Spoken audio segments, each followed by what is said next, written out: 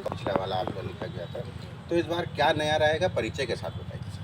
मैं राकेश पांडे, उत्सव जो संस्था है ये दुर्गा पूजा करती है, उसका महामंत्री का दायित्व मेरे पास है। और हम लोग पूर्व में भी एक बड़ी पूजा करते हैं ताकि लखनऊ को लोग पहचाने, लखनऊ को लोग जाने। उसी संदर्भ में पिछले बार हम लोगों ने प्रेम मंदिर का निर्माण किया था। वहाँ स्पेस कम था, 30,000 फुट था।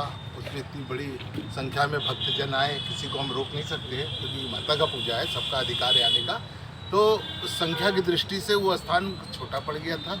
अब उसी संख्या को देखते हुए एक बड़े स्थान पे ये कार्यक्रम आयोजित किया जा रहा है और ये जो 22 तारीख है इसमें इस पूजा मंडप का उद्घाटन होगा और 22 तारीख से इसको भक्त देख सकेंगे। इस बार आप थीम के विषय में जो आपने विषय रखा है, ये थीम है दक्षिण पूर्व एशिया में जो पैगोडा बनते हैं, ऊंची मीनार टाइप का बनता है और बौद्धिस्ट उसमें रहते हैं जो बुद्ध के उपासक होते हैं और वो निकलते हैं सुबह भिक्षावृत्ति के लिए और शाम को उसमें पैगोडा में वापस आते हैं। उसको ध्यान में रखते हुए हम लोगों ने इसमें पैगोडा का निर्माण किया है। बाहरी आवरण इसका है और आंतरिक जो आवरण है बनाया है हम लोगों ने, वो अमेरिका के न्यू जर्सी में जो स्वामीनाथन मंदिर है उस मंदिर की थीम के ऊपर इसको हम लोगों ने यहाँ पे उतारा है ताकि ज़्यादा से ज़्यादा लोग इसको देख सकें। और इसमें जो चौड़ाई हम लोगों ने रखा है 115 फीट चौड़ा है, ये 100 फीट गहरा और 108 फीट के लगभग ये ऊंचा है।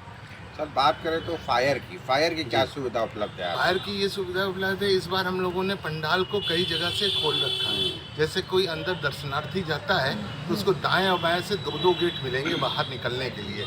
स्थान अधिक है, उसकी उपलब्धता अधिक है, तो उसी हिसाब से हम लोगों ने पंडाल को बनाया। बाकी फायर जो है तो फायर की जितने भी सिलेंडर रहेंगे वो हर यहाँ पे जो भी आप स्टॉल देखेंगे उसमें स्टॉल में हर स्टॉल में फायर के सिलेंडर है। प्लस मंदिर के अंदर भी हमने फायर का व्यवस्था सिलेंडर रखा हुआ है। हर जगह पे सिलेंडर और फायर से संबंधित जो भी और विषय होता है, बालू होता है, पानी होता है, वो भी प्रिकॉशन के लिए रखा गया है। दूसरा एक विषय और हम आपको बता दें कि हमने इस पूरे पंडाल का बीमा भी करा रखा है। लगभग 2 करोड़ का बीमा है। 1 करोड़ हम पंडाल का कराए हैं और 1 करोड़ पब्लिक लायबिलिटी का भी हम लोगों ने बीमा करा रखा है इसका।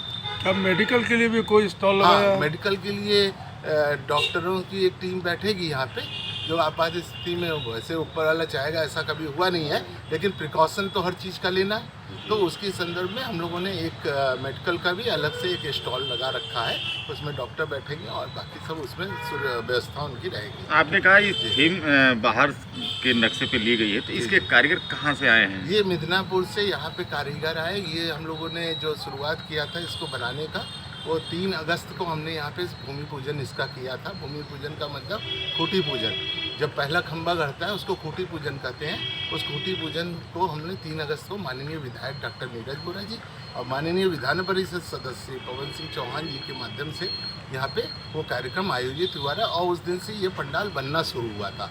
जो कारीगर आते हैं वो मिदनापुर बंगाल से आते हैं। लगभग 58 कारीगरों की टीम है यहाँ पे, जो अलग अलग काम करते हैं। बांस बांधने वाला अलग होता है और कपड़ा चढ़ाने वाला अलग होता है।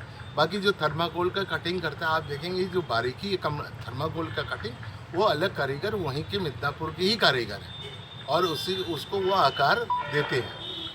ये कई तारीख से कई तारीख तक चलेगी? ये 22 तारीख को नवरात्र के पहले दिन ये पंडाल खुल जाता है, क्योंकि दुर्गा पूजा हमारा जो होता है वो पंचमी से होता है।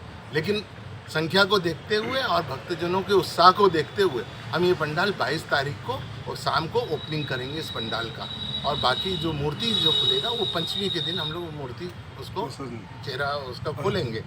और एक विषय और इसमें रखना है, जो मूर्ति यहाँ पे बनी है वो भी वहीं के कारीगरों ने बनाया है। मूर्ति को वहीं से आए थे कारीगर, यही मूर्ति बनी है और मूर्ति के अंदर कोई भी कपड़े का इस्तेमाल नहीं किया गया। यहाँ तक कि जो माता की साड़ी है और जो भी वस्त्र पहनाए गए हैं और आभूषण पहनाए गए वो भी मिट्टी से बने हैं। ये सब कला है, उस कला को लोग देखें। और हम लोग भी ये कार्यक्रम इसलिए आयोजित करते हैं कि ये 58 लोग जो वहाँ पे रहते हैं उनकी कला को हम नहीं समझे कौन उसको आगे बढ़ाएगा। तो प्रधानमंत्री जी का जो है कि अपने देश का ही जो भी कला है वो आगे सबके सम्मुख आना चाहिए। इसी दृष्टि से हम लोग ये काम। मुख्य अतिथि के रूप में कौन आ रहा है? मुख्य अतिथि के रूप में अभी तक जो हम लोग के पास हम लोगों ने किया है 22 तारीख को उद्घाटन के लिए उप मुख्यमंत्री जी श्री ब्रजेश पाठक जी को आमंत्रण दिया है, वो आएंगे। और भी अतिथि जितने मंत्रीगण हैं और भी जो भी अतिथिगण हैं वो सब के सब आएंगे।